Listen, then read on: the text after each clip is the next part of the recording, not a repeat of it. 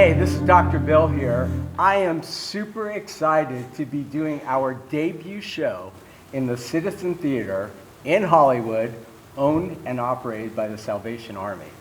And before I get to our mentor for today, let me tell you a little bit why we started this. 16 years ago, we started the LEAP Foundation. What is LEAP? LEAP is a motivational leadership program for entrepreneurs, young entrepreneurs, where we teach students the skills that they need to learn to be successful in life.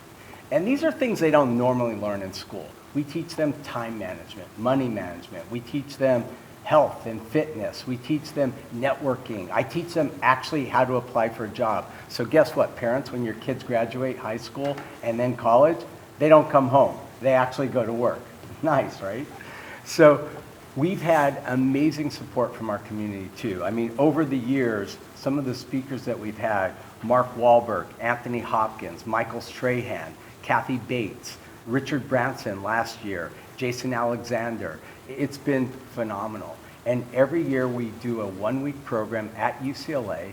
Students live on campus.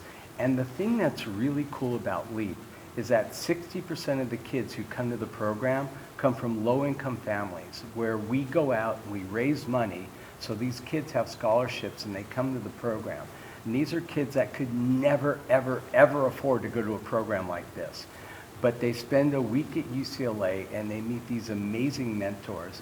And you know, one of the things we teach at LEAP is copy genius. And the best way to copy genius, I think, is to find a great mentor. So we started this Meet the Mentor series with a lot of the speakers that I just told you about.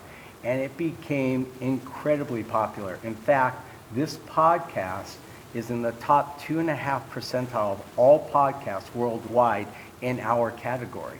So we decided to up the game for 2023. This is our debut, as I said, in this beautiful new theater. And I decided to bring in a guest as the mentor who I've known literally as long as I've had my professional career. Ironically, Nick and I started our professional careers literally at the same time. We're about the same age. He looks way better than me and has had probably a much more illustrious career. But let me introduce you to our Meet the Mentor today, Nick Stevens. Nick began his career as a talent agent, agency operator, and media executive for 35 years, beginning at William Morris, believe it or not, in the mailroom. And we'll talk about the mailroom in a little bit. Between 1987 and 1991, Nick worked as a talent agent for innovative artists. In 1991, Nick joined United Talent Agency upon its inception. There, Nick served as agent, owner, and managing director until 2008. During his tenure, Nick discovered and developed some of the most successful artists in the entertainment world, including Jim Carey, Vince Vaughn, Renee Zellweger, Ben Stiller, and many, many, many more. He also broke new ground as a deal maker. Nick is responsible for packaging some of the most successful movies, television shows, and Broadway plays in history. In 2008, Nick joined Endeavor Agency, where he served on the senior leadership team and worked across the Endeavor platform. Nick is one of the most successful and powerful men in Hollywood you probably never heard about. Nick, thanks for being here. This is exciting, man. It's really weird to listen to your cosmic bio being read, especially by your dentist. By your dentist. I mean, I've been your dentist for forever. Over 30 years. Over 30 years. I have a little abrasion on the back of this veneer here. I thought hoped you brought your stuff. So let's start at the beginning. I mean, you did not pop out and say, I'm going to be an agent, right? No one does. Sometime in high school, you started working in the music industry with some punk rock, and why don't you kind of tell us how you got into the whole entertainment industry? What I've discovered is that in the agency business, very few of us rose our hand in high school and college and said, I want to find a path to be an agent. Even with Entourage, even with this brilliant show, Call My Agent from France, it doesn't inspire a lot of academics to pursue this career, and it didn't me either. I was booking some bands, and I was a fan of alternative music, I came from a house full of music, not because we were musicians. My dad just was a jazz-phile and played and taught me a lot about how to listen and how to trust your ear. And I got into the Grateful Dead, and I got into the communities of music, and that moved me into these alternative bands. And I started to trust, even though there was maybe 12 of us in the theater watching some of these bands, my ear. And that I believed in them, and it moved me. And I learned what it felt to be moved emotionally and viscerally by this music. I wasn't a big TV or movie guy. I like sports, and I like music. And I stumbled through film school and wasn't particularly talented as a writer or as a director. I knew that pretty early on at Boston University. And I didn't know what I was going to do with my life. And William Morris kind of heard of me because I had booked a band that they were trying to get one of their acts instead of mine. And a personnel director called me when I was a junior. I was, William who? I didn't really understand it. When I was left with very little to do as I was approaching my senior year, my dad said, write some letters to some alumni in the show business world. See who will respond. Maybe you'll get some advice. I did that. I met guys, who were smoking pipes and telling me about their journalism career back at ABC News in the 50s. And, met a couple of agents actually and thought, let me contact the personnel department who had hit me up a year ago. I took the typing test, I went through their program, somehow they hired me in their mailroom. How'd you do on the typing test, Nick? You know better. I still can't type, exactly. Right. So it wasn't the typing that caught their attention, but they liked the idea that I was into alternative music. They were booking Vegas acts, and they were really trying to modernize their approach to music. So, but you had already been booking acts in high school, right? And college, it wasn't really a business. But you just kind of all of a sudden just went into it, I wanted to bring the bands for my friends to see, and I wanted to see them, and whatever. It was just really kind of a hobby. Don't you think that, that was really where you learned how to be an agent? Yeah. What is it? I also sold cars when I was a kid, Yeah. and I was someone who could sell. Yeah, but yeah, that's what an agent does, right? We sell. We tell stories about artists, and we try to convey our passion for their voice. And I was able to do that with alternative music that no one liked. And somehow, if I got explaining who Husker Du was or who the Meat Puppets were, you'd at least sample them before you hated them. And the idea that you'd sample them and that we would have a dialogue meant that I could move people to sample art. And I think that, that gave me the confidence to go and try the agency business. All right, so you end up at William Morris. You Right. go through a plethora of bizarre interviews, and tell me what happened next. You get into the mailroom, you get the call, you get in the mailroom job. So wait, this is a real thing, like the mailroom, right? Right, I brought the book. Yeah. Yeah, I didn't write the book, but a lot of us are in it, and we tell little stories about what I'm talking about now. And so, I flew back to Philadelphia. I got a little backpack. I had some clothes, and I rented a furnished apartment in the Valley. I didn't really know the Valley from the Basin. We worked in Beverly Hills, and I'm going up Coldwater every day. It didn't make sense. I figured that out in a few weeks, and I threw myself in the mailroom, and I was part of a really smart class of executives there who've gone on to do greater things than me. Actually, all of my agents, like you, have been with me 30 years, started in the mailroom. The biggest agents in Hollywood. I sent most of them to you. Yeah. But most agents, particularly, most agents start in the mailroom. Is that still a thing? Like if a kid wants to really go into this, it really is, If a kid wants to go into the agency business or wants to go into show business and realizes the agency business may be the most secure or only route available, mailroom jobs is where we put them. And you told me it was no walk in the park. It was not, and the period between mailroom and becoming an apprentice and assistant is this thing called dispatch, which no longer exists because they can't put kids like me in stick shift cars all over the... It was paramount to hazing. It really was very difficult. I think I got mono, and it was hard. But you'd pull up to Cher's house, and the gate would open, and you'd give her an envelope, which is, maybe a check, or maybe it was a piece of publicity, or maybe it was a contract. You'd have a moment, And you'd get in your car and then you'd show up at a studio and you'd go down these huge hallways and in and out of these offices. And this is how you learn show business. And this is how you learn to speak the sort of language of show business. Going down these hallways, running around the agency, collecting the mail, dotting the map, and figuring out how the town worked. Wow. So from the mailroom, you went into an apprenticeship, right? Become an assistant. They moved me into the music department because I knew music, and I am an assistant to a hard rock music booking agent. But you didn't want to stay in music. Agents in the music business are booking tours. The managers in the music business are holistically managing the careers. Agents for writers, directors, and actors generally and oftentimes are representing the entire holistic career, and you're not just booking dates. Do me a favor, because students that are watching this, they don't understand the difference between an agent, a manager, a lawyer. Can you kind of give us a breakdown as to who does what? It's complicated. Agencies are regulated entities that can only take 10%. Managers can take as much as they want, but they can't make deals with studios. They need to employ an agency or a lawyer. Lawyers are lawyers. They charge hourly, sometimes they charge a percentage, and there are really no rules in show business other than agents and lawyers are the only ones who can transact business for artists. Okay, and you told me a little story, and I love this, as to how agents actually became regulated.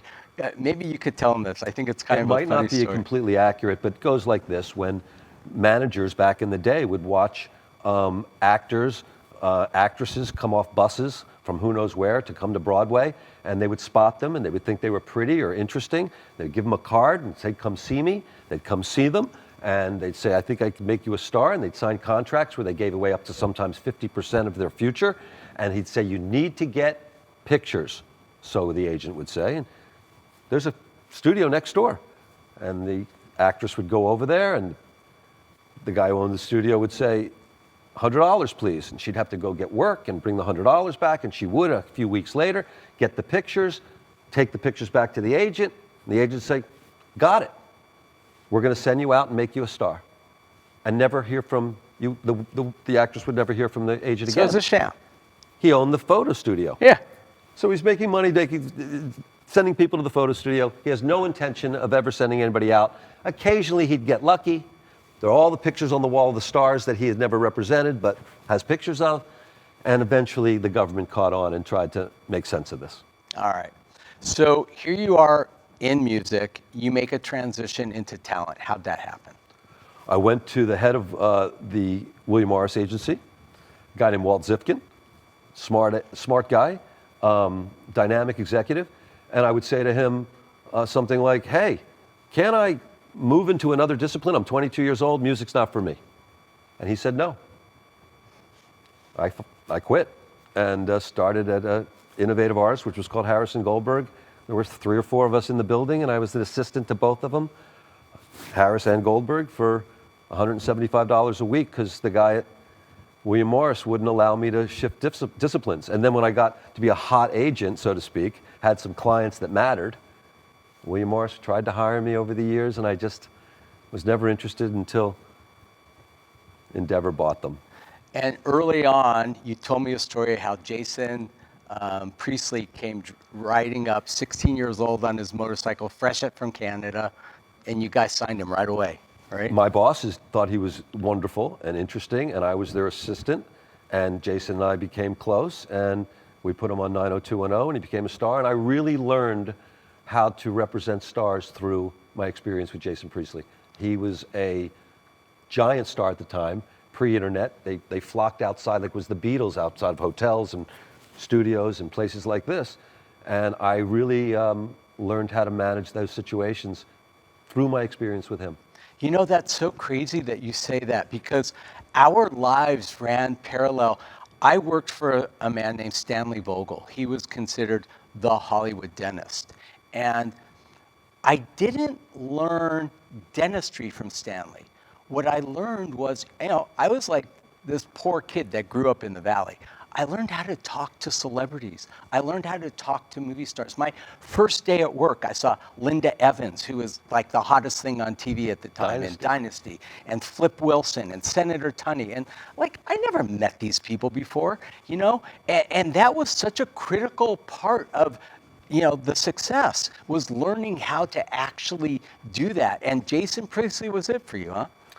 He was, and the agents who I worked for, one of them was an actor turned agent, the other one was the son of a lawyer, and they were, you know, left brain, right brain, and Jason was a star, and he was more my contemporary, and that whole package really taught me how to do it. I still use Scott Harris's phone sheet system to this day, how I track to make sure, you know, I follow up and respond to people. So yeah, Jason Priestley had a lot to do with it, and so did those guys who gave me a shot.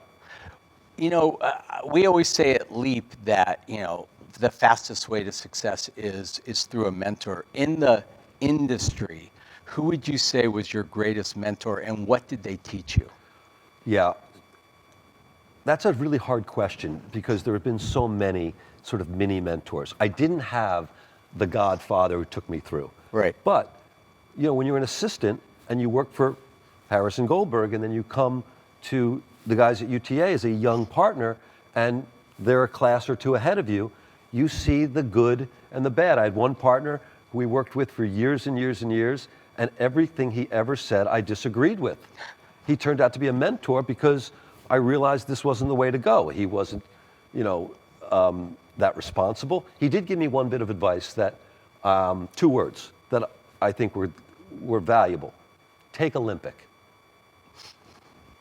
The idea that That's a very good one too. you can get cross town quicker if you take Olympic. Anyway. And Fountain. It's a joke, but the truth is, from him I learned the kind of agent I don't want to be. And then there were other agents who were lawyers first, or others who were managers first, or publicists first, or studio executives first, or like Howard, artists first. And because they had different backgrounds, and they didn't really necessarily want to be agents, but ended up being agents, I was able to pick and choose mentor moments from all of them, and then kind of formulate what my profile should be and how I would be myself as an agent. And really, being myself is what I learned. The great agents were artists themselves, storytellers, and it had to come from being true, being authentic, which for me meant that I had to represent people I really believed in, whether there was commerce there or not, like the alternative bands. That was your secret sauce. Believing right? in my own taste. Yeah. And knowing that I could be true to myself in selling those people. You've had this illustrious career. If you had to like sit down and say, this was my crowning moment, this was the project that like put Nick Stevens on the map, what would you say it was? Oh, Jim Carey, man. I got lucky with Jim Carey. One of my older partners had the great relationship with the manager, and I was in the meeting, and he liked me, and he was going to CAA, it was the Ovitz time, and they wanted everything. They wanted his stand-up, they wanted his television business. He was on Living Color, very sort of early in his career, and I was like, you're the next Steve Martin, you're the next Robin Williams. I just want the movie business. Come on, man, come on. And he just was into my enthusiasm, and I was genuine. I thought this was the next comedy star, and I didn't care about his TV and his stand-up business. He signs with CAA, wakes up the next day, and decides it wasn't the right decision, and comes to us and me. And it was a huge opportunity for me because I really believed in him. We put Ace Ventura together with another client. I started to learn how to package, meaning put artists together that we represented, and not just wait for a studio to hire our people, but to literally incubate ideas internally within the agency, the studio within the agency. I did that with Jim, and I learned that with Jim. And then The Mask, which is another client, Chuck Russell directed it, Tom Shadyac directed Ace Ventura, and they were all clients. And those movies worked out, and we were able to get them Dumb and Dumber, and Big Payday. Is this what they started calling the Wheel of Comedy, where you guys package the whole thing? Judd Apatow coined the Wheel of Comedy because he, at the hub of it as a writer, producer, to this day, is such a genius when it comes to comedy that he intersected the lines between Owen Wilson and Wes Anderson and Ben Stiller and Jim Carrey and me and Seth Rogen and Jonah Hill and so many people, he really understood what we were doing, and he coined it as the Wheel of Comedy. And I was like, yeah, that's what this is. And I was like, if nobody gets out and nobody gets in, we can incubate this group and we can make a lot of things happen. And it really invigorated my career. You see, I get excited about it. I know. I've been watching you be excited about your career for 30 years, you know? It was exciting to be able to identify voices and then give them an opportunity to be true to those voices and find like-minded collaborators for them to become stars and enjoy the upside of being true to those voices. All right, so if I'm a student and you're watching this right now and you're saying, okay, I want to be an agent, what do they do? Like, what kind of classes should they take? I mean, if this should makes they you want just to be an agent, should they like just apply to can they actually just apply to a mailroom? Like, what do you do? They can. They can. They can apply to any of the agencies, big and small, and tell their story and send their resume and hope to get a phone call. Sometimes people are hiring, sometimes they're not. Sometimes your story will connect, sometimes your resume will connect. Oh my God, you went to Boston University and the guy who runs the agency went to Boston. Sure. Sometimes there's been a recruitment. Executives have gone to various universities and you connect to them. But it's very few people who say, I want to come to Hollywood and I want to be an agent. You find us the second step. And the best books to learn from, read? There are no books, even though we have two here. The Mailroom book is an entertaining book about people who were in the mailroom and their stories, and it's good. And this one? And this is a silly book that no one's ever seen called Brokerage and Production in the American and French Entertainment Industries. What I like about it is it says invisible hands in the cultural markets. And we are the invisible hands. This is written by a woman named Violaine Roussel, a French professor who I met with a couple times secretly, because I was very interested in finding some way to get what we do academically into some book. There is no class. We represent all of the icons that everybody enjoys. Billions of dollars go through our hands. Lots of investment have come to UTA, CAA, and Endeavor over the years. Outside money, big money. Endeavor's gone public. But yet there's no path. So there's no books, really. These are things you can dance around with. And you got to find guys like me, and there's plenty of them. You can call an agent at any agency. You look them up and say, would you give me some advice? And most of them would say yes. And then you get the advice, and you start to hear the voices. And is this something that makes sense to you? And then you never know what can happen. The best way to become an agent is to start agenting yourself. The best way to become an actor is act. The best way to become a writer is write. If you're a writer or you're an actor and you want to come to Hollywood, don't make your way to our mailroom so quickly. Try to do things that create depth of experience and invigorate your artistry. If you want to be a studio executive, you want to be a manager, you want to be an agent, you want to be in the PR business, mailrooms are the greatest place to start. It's an omniscient view of the business, a lot of action, a lot of interesting personalities, and you learn the voice of Hollywood. What was your biggest challenge as an agent? I know you. I know your personality. I mean, you're Mr. ADD, like boom, boom, boom, boom, boom. And, you know, I think one of the things that was probably frustrating for you, if I'm not wrong, is when you're working with people who don't see things as quickly as you do, to try and get them on board to really understand. I would think that would be a real challenge for you. But I don't know. I mean, what was it that really was your biggest challenge working as an agent? Even though I'm highly energized, or have been, I'm getting pretty old, my attention's actually pretty good.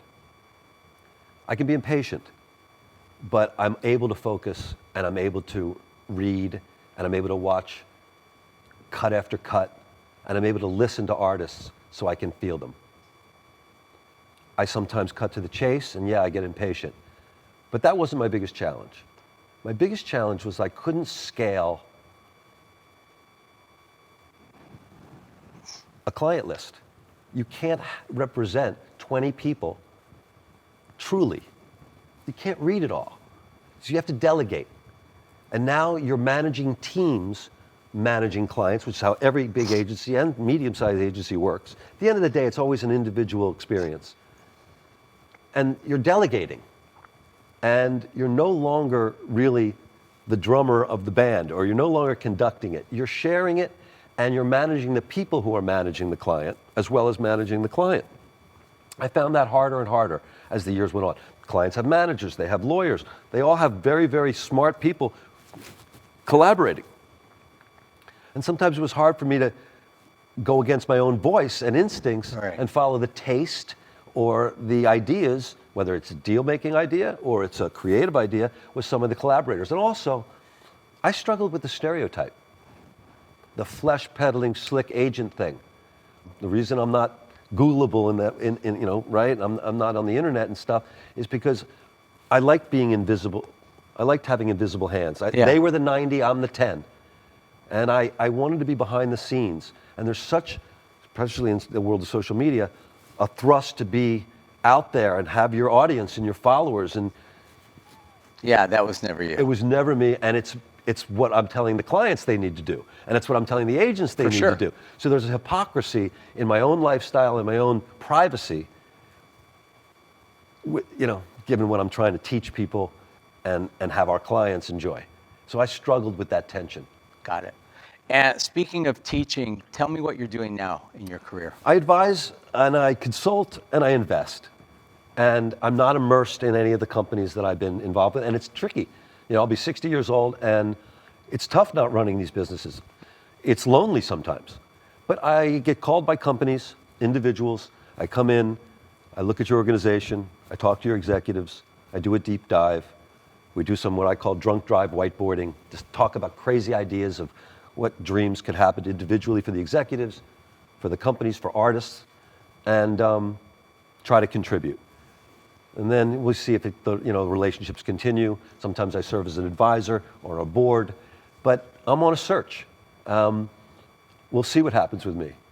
I don't want to run businesses anymore, but I also miss being intimate with the action and with artists. I get it. And so anything could happen with me. Is there anything I haven't asked you that you'd like to talk about before we end this? I would say to students that everybody is interested in Hollywood. We are lovers of our televisions and our social media and our movies.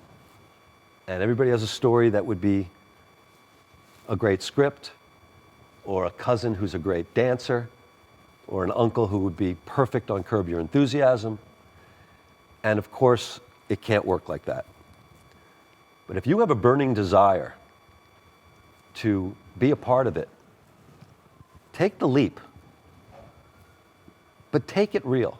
Make some phone calls. Send some emails. Take the risk of exposing yourself. Here's the good news. There are no rules in show business. I said it earlier, I'm saying it now. I really never looked at a resume that came across my desk. I don't care where you went to college. I love that. And you know what I love the most? If you want to take a leap, send your kids to leap. We work with kids 15 to 25, and literally there is not a program in the world that does what we do. And I can show you hundreds and hundreds of letters from parents that say, you know what, I sent you a great kid, you sent me back a greater one. We enable these kids, and I'll tell you why LEAP works, Nick. You and I have raised kids at the same time. If I tell my daughters to do something, they're not going to do it. But if 10 of their girlfriends tell them to do something, guess what? They do it. I send my kids to you to tell them what to do. It's true, Ruby. And so, what we do at LEAP is these kids come in, we put them in a group with 10 other kids their age and a coach who's gone through the program, and they get this encouragement and this support from 10 of their peers. And that's really the secret sauce that makes this program work. And then introducing them to great people like Nick and other mentors that come in and just share their career with these students. So, Nick, thank you so much Thanks, for Doctor. making the time to do this. I know I've been your dentist 60 years or 30 years. I got another 30 more, or who knows how long I can keep practicing, but we'll keep that up. And if you want more information about LEAP, please go to leapfoundation.com. And if you'd like more information on the Salvation Army, please look at the little commercial that we're going to play for you now. Dr. Bill, over and out. Love doesn't discriminate. It doesn't pick and choose. When there's so much to fight against, love fights for. When others flee, love runs toward. And when darkness prevails, love doesn't despair. It never feels too small or too weak or too powerless to help. Love knows its worth and remembers its strength. Love isn't pro this or pro that, but proactive and protective. It's never quick to rage, but always quick to courageous compassion. Love gives everything and expects nothing. For 156 years, the Salvation Army has loved all who feel lost. With your help, we'll never stop.